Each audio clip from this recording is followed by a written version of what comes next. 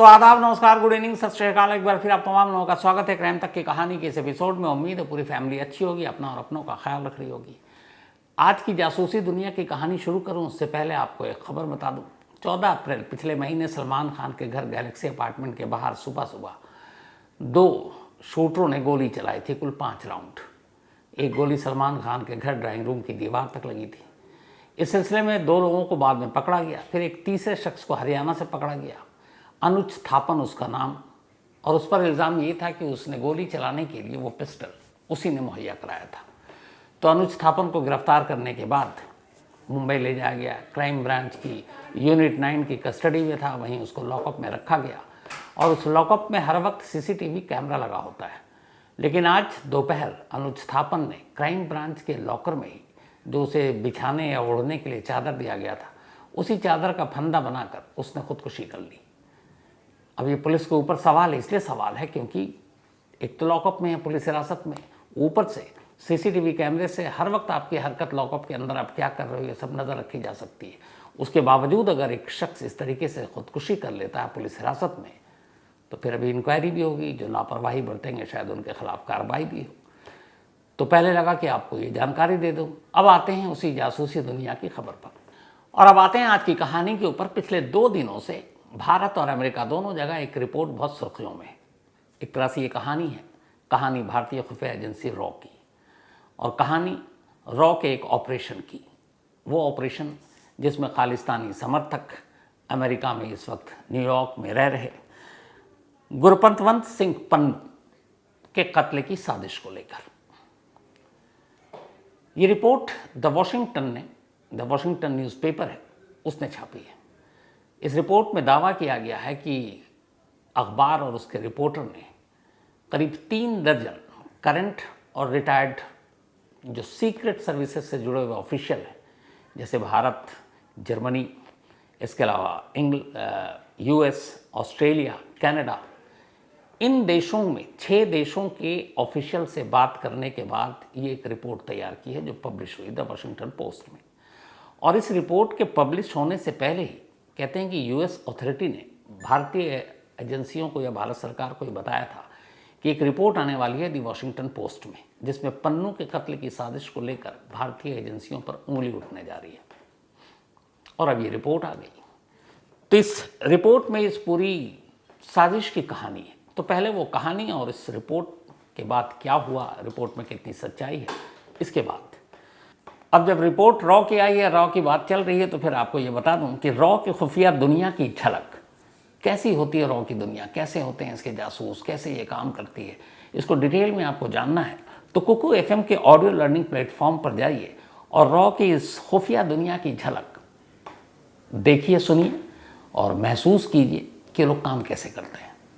Kuku FM एक बेहद तेज़ी से बढ़ता हुआ ऑडियो लर्निंग ऐप है और लाखों लोग इसको सुन रहे हैं और इससे कुछ ना कुछ नया सीख रहे हैं, आगे बढ़ रहे हैं। अगर आपने अब तक कुकू एफएम की ऑडियो बुक नहीं सुनी है तो अब आपके लिए कुकू एफएम ने 7 दिन का फ्री ट्रायल शुरू किया है। इन 7 दिनों के दौरान आप पूरे प्लेटफॉर्म पर कोई भी शो सुन सकते हैं, जिसमें 5000 शो शामिल हैं, बल्कि 5000 से ज़्यादा हैं बिल्कुल मुफ्त। ऑफ़र बहुत तगड़ी है, तो अपने दोस्तों को और फैमिली मेम्बर्स को भी ये ज़रूर बताना। तो इस रिपोर्ट के हिसाब से बात मई 2023 की है।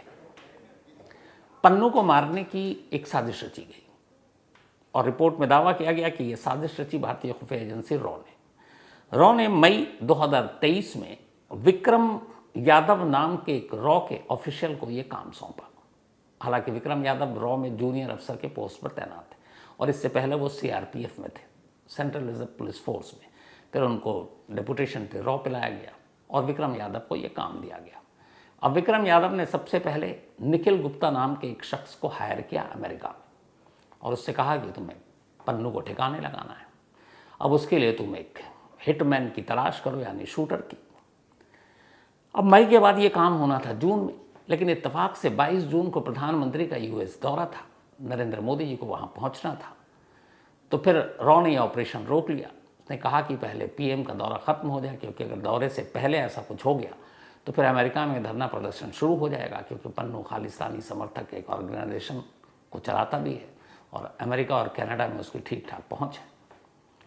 तो फिर ये ऑपरेशन रोका गया, लेकिन काम चलता रहा। उधर निखिल गुप्ता ने एक हिटमैन को ढूंढ लिया और गलती यहीं से शुरू हुई। निखिल गुप्ता ने जिस हिटमैन को ढूंढा वो दरअसल कोई और नहीं बल्कि अमेरिकी खुफिया एजेंसी का ही एक बंदा था।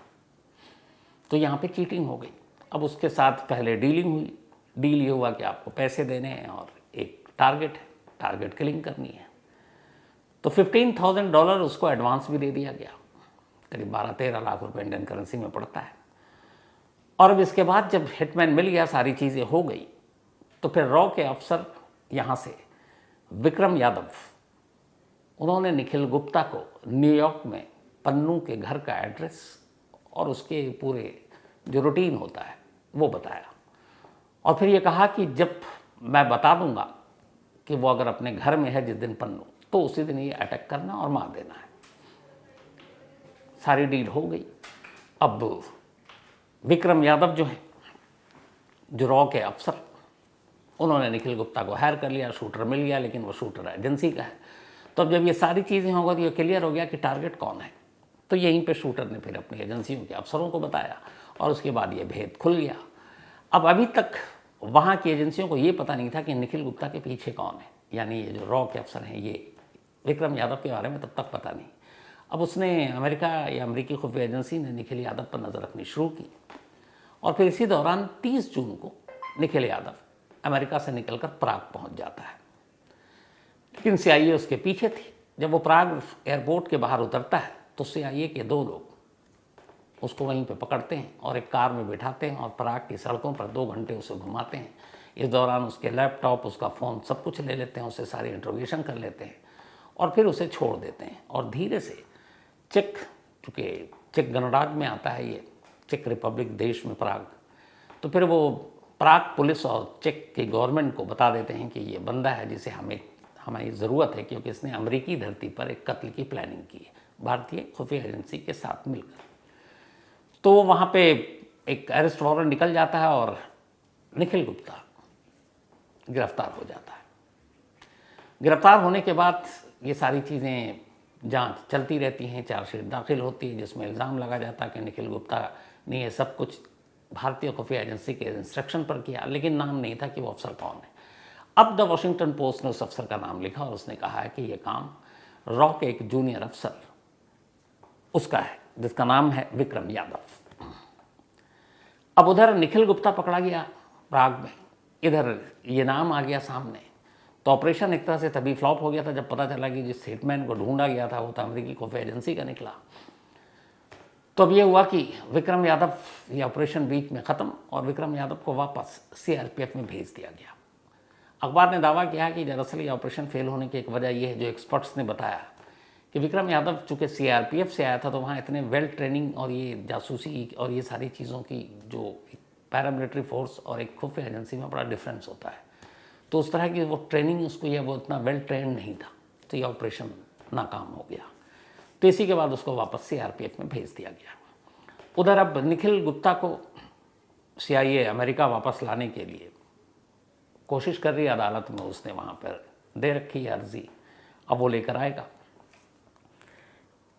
तो रिपोर्ट में ये तो रही पूरी साजिश की कहानी, लेकिन इससे ज़्यादा जो सीरियस और गंभीर बातें हैं इस द वॉशिंगटन पोस्ट की रिपोर्ट में वो ये है कि विक्रम यादव एक जूनियर अफसर है रॉ में, तो उसकी इतनी हैसियत नहीं है कि वो इतना बड़ा एक दूसरे देश की धरती पर इस तरीके के किसी ऑपरेशन को अंजाम दे। तो रिपोर्ट में कहा गया है कि दरअसल विक्रम यादव ये सब कुछ रॉ के चीफ के आदेश पर कर रहा था, और जो रॉ के चीफ थे उस वक्त सामंत गोयल, बाकायदा उनका नाम लिखा है कि रॉ के चीफ थे और इनके आदेश पर कर रहा था। इतना ही नहीं, एक कदम आगे जाकर ये भी है कि अब रॉ के चीफ भी अमेरिका जैसे देश में या किसी भी विदेशी सरजमीन पर कोई भी देश की खुफिया एजेंसी जब कोई ऑपरेशन को अंजाम देती है तो अपनी मर्जी से नहीं देती है, बस कि इसके लिए फिर उसको ऊपर जाना होता है और टॉप लेवल पे। तो पहले विक्रम यादव एक जूनियर अफसर, उसको इस हरी झंडी दी ऑपरेशन की, यानी पन्नू को मारने की, रॉ के चीफ सामंत गोयल ने। और सामंत गोयल, अखबार का कहना है कि हालांकि सबूत नहीं है, लेकिन ये है कि सामंत गोयल बिना NSA यानी कि अजीत डोभाल की इजाज़त के ये काम नहीं कर सकते। और उसी रिपोर्ट में एक हमारे जो एक्स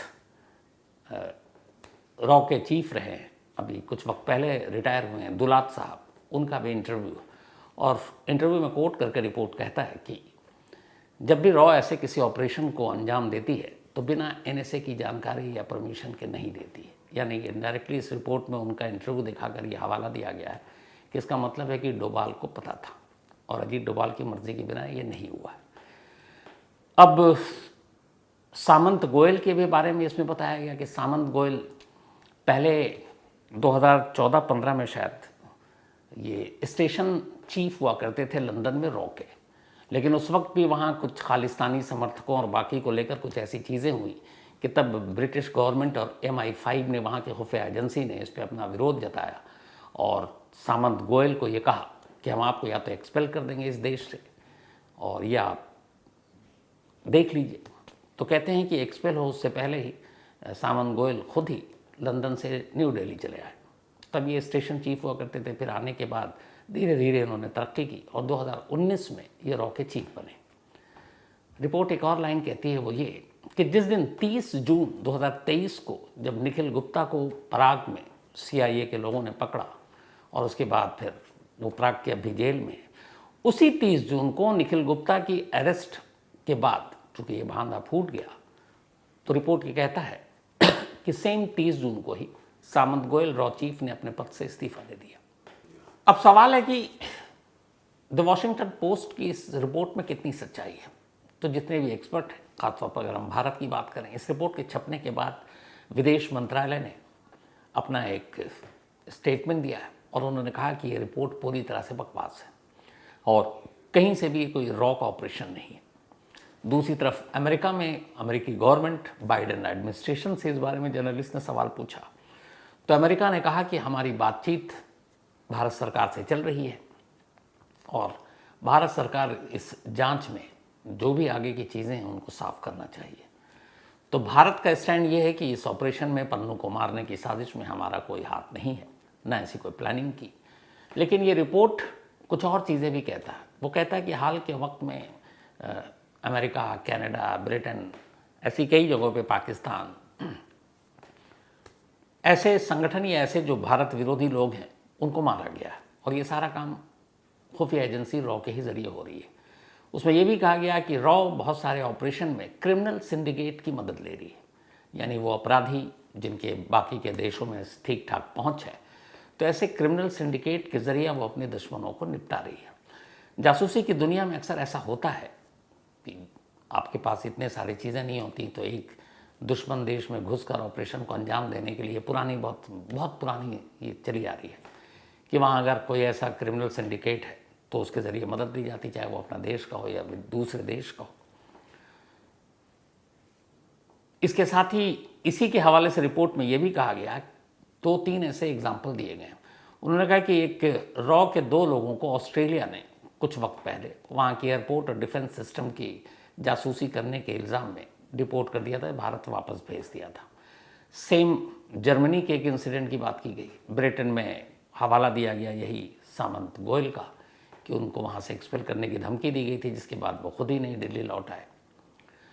तो इस पूरी रिपोर्ट में द वॉशिंगटन पोस्ट सीधे सीधे निशाना लगा रहा है कि ये ऑपरेशन जो पन्नू को मारने का था, और इससे पहले निज्जर का ये मामला हो चुका था कनाडा में, निज्जर को एक गुरुद्वारे के बाहर गोली मारी गई थी और उसके बाद भारत और कनाडा के रिश्ते बड़े ख़राब भी हुए। जो जस्टिन ट्रूडो हैं, जो कनाडा के प्राइम मिनिस्टर, उन्होंने ओपनली इल्ज़ाम लगाया कि इसमें भारत का हाथ है, भारतीय खुफिया एजेंसियों का हाथ है। फिर दोनों के रिश्ते बड़े ख़राब हुए और उन्होंने ये भी कहा कि 5 आइज़ को भी पता है, निज्जर की सारी रिपोर्ट दे दी है, तो उस मामले की भी इंक्वायरी चल रही है। अब पन्नू के इस मामले की, क्योंकि अमेरिका का ये कहना है कि हमारी धरती पर कोई बाहरी आकर अगर इस तरीके की हरकत करेगा तो हम जो भी कानून और इंसाफ हमारा है उसके हिसाब से कार्रवाई करेंगे। पन्नू के मामले में जो निखिल गुप्ता है वह, उसकी अभी चार्जशीट लगभग वहाँ के जस्टिस डिपार्टमेंट ने दायर कर दी है। साथ ही उसको पराग से लाने की कोशिश की जा रही है। लेकिन अब ये जो नाम आया है कि इस पूरे मामले में जो यादव, विक्रम यादव, ये मेन मैन जिसने अमेरिका में सारी चीज़ों की तैयारी की थी, इसी रिपोर्ट में पन्नू की भी कभी इंटरव्यू है और ये भी कहा गया इस रिपोर्ट में कि जिस हिटमैन को हायर किया गया था, जिस शूटर को इस काम के लिए निखिल गुप्ता के ज़रिए, उसे ये कहा गया था कि ये एक टारगेट अभी ऐसे बहुत सारे टारगेट हैं, तो कम से कम 4-5 ऐसे टारगेट और हैं जिन्हें निपटाना है। रिपोर्ट में ये भी है कि इसके बाद FBI ने 4-5 ऐसे लोगों को जो अमेरिका में रह रहे हैं, जो भारत विरोधी बयान देते हैं या खालिस्तान के सपोर्ट में बयान देते हैं, उनको FBI की टीम ने जाकर बाकायदा आगाह किया था कि आप लोगों की जान को खतरा है, तो अपनी अपनी देख लो। तो अब ये रिपोर्ट आई है और इस रिपोर्ट के बाद दोनों तरफ बाकायदा सुर्खियों में भी है, चर्चा भी हो रही है। तो अभी तक जो आपको कहानियाँ सुनाता रहा था, मैं जासूसी की दुनिया की बहुत सारी सुनाई है, रॉ की है, CIA की, MI5 की, मोसाद की, KGB की, तो सारी पुरानी कहानियाँ थी। अब ये जो 2 दिन से हो रहा है, ये बिल्कुल ऐसा लग रहा है कि जासूसी दुनिया में सब कुछ ऐसे ही होता होगा। पढ़कर सुनकर मौका मिले तो आप लोग देखिए, वो शायद सोशल मीडिया पर भी है जो इसकी रिपोर्ट है, द वॉशिंगटन पोस्ट में। ऐसा लगता है कि जैसे जासूसी ही कहानी लिखी। तो अब इसमें क्या सच है क्या गलत है, ये तो जांच के बाद पता चलेगा, लेकिन इस रिपोर्ट पर हर तरफ चर्चा हो रही है, तो मुझे लगा कि फिर जासूसी से जुड़ा हुआ मामला है तो क्यों ना जासूसी कहानी की तरह इसको आपके सामने रखूं। तो फिलहाल आज कहानी में इतना ही, लेकिन कहानी ख़त्म करूं उससे पहले वही अपना सिलसिला। आज राजेश दोरवेकर अंकल जिन्होंने भेजा, उन्होंने ही लिखा, इनका बर्थडे है, तो हैप्पी बर्थडे राजेश जी। और ये भेजा है मिलिंद डोरवेकर ने। इसके अलावा वंदना सहानी, इनका भी आज जन्मदिन है, तो हैप्पी बर्थडे वंदना। और भेजा है सनी चौहान ने। साथी खुशी, इनका भी आज बर्थडे है, हमेशा आप खुश रहें, वैसे आपके नाम में ही खुशी है। और भेजा है पूर्णिमा ने। इसके अलावा अबरार हुसैन, इनका भी आज जन्मदिन है, तो हैप्पी बर्थडे अबरार, आप हमेशा अच्छे रहे। और भेजा है अनिल ने, इनके दोस्त हैं। साथी अमित पांडे, इनका भी आज बर्थडे है, तो हैप्पी बर्थडे अमित साहब। और भेजा है राजेश पांडे ने। इसके अलावा परवेज़ अंसारी, ये जो परवेज़ भाई आपने लिखा है, बिल्कुल मैं आपसे सहमत हूँ और मैं कोशिश करूँगा कि वैसा करूँ, कोई दबाव वबाव है नहीं। डॉक्टर गुरप्रीत सिंह, इन्होंने कहानी की फरमाइश की है। इसके अलावा अर्चिल पांडे, इन्होंने कहानी की फरमाइश की है। साथ ही Manoj Lukhar, thank you so much. और इंडियन टीम के बारे में जो आपने कहा मनोज भाई, मैं भी सहमत हूँ।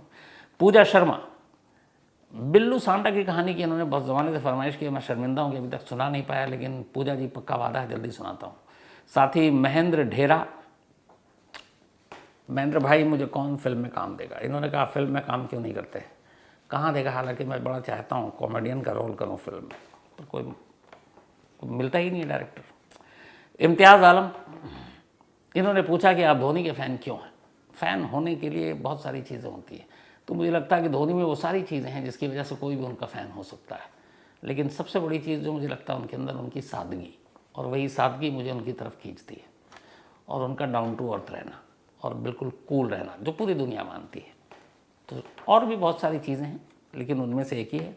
एक और भी है कि वो गुड़ का चाय उनको बहुत पसंद है, और गुड़ की चाय मुझे भी पसंद है। वो जब ट्रैवल करते हैं या टूर पे जाते हैं, पहले तो टीम इंडिया के लिए थे तो विदेश जाते थे, तो वो अपने साथ गुड़ लेकर जाते हैं। जिस भी होटल में ठहरते हैं, कोई मेहमान भी आता तो वो गुड़ की चाय पूछते हैं और पिलाते भी हैं, और मैं पी चुका हूँ एक बार। तो Nandan Krishna, thank you so much आपका भी। तो कहानी ख़त्म करूँ उससे पहले एक और ज़रूरी बात आपको बता दूं कि आज दोपहर से ही एक बड़ी तेज़ी से र्यूमर और अफवाह उड़ी, और वो ये कि गोल्डी बराड़ जो कनाडा या US कहीं छुपा हुआ है, उसकी गोली मारकर हत्या कर दी गई। लेकिन हमने अपने तमाम सोर्सेज से पता किया, कनाडा अमेरिका तक फ़ोन घुमा दिया, कहीं से कन्फर्मेशन नहीं मिली। तो मुझे लगता है कि शायद ये अफवाह हो, बाकी इसमें कुछ अपडेट होगा तो आपको ज़रूर बताऊँगा। तो लास्ट में आपको वापस एक बार फिर से याद दिला दूँ कि डिस्क्रिप्शन में जो लिंक है वहाँ कुकू FM डाउनलोड करके कुकू FM ने 7 दिन का फ्री ट्रायल शुरू किया है। इन 7 दिनों के दौरान आप पूरे प्लेटफॉर्म पर कोई भी शो सुन सकते हैं, जिनमें 5000 शो शामिल हैं, बल्कि 5000 से ज़्यादा हैं बिल्कुल मुफ्त। तो कहानी में आज इतना ही। अब आपसे मुलाकात होगी कल रात 9 बजे किसी नई कहानी के साथ। तब तक अपना और अपनों का ख्याल रखिएगा। Thank you very much.